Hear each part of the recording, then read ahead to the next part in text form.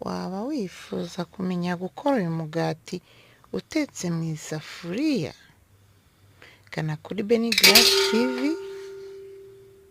urawusangaho. Hanyuma ukore subscribe, like, share and comment niba ukunze ibyo ndi gukora.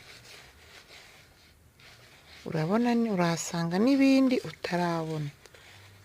Hanyuma tujye dukomezanya mu buzima bwa buri munsi. Uyu ni umugati utetse mu isafuriya, nawe wawikorera mu buryo bworoshye, ukahagarara kujya ugura imigati.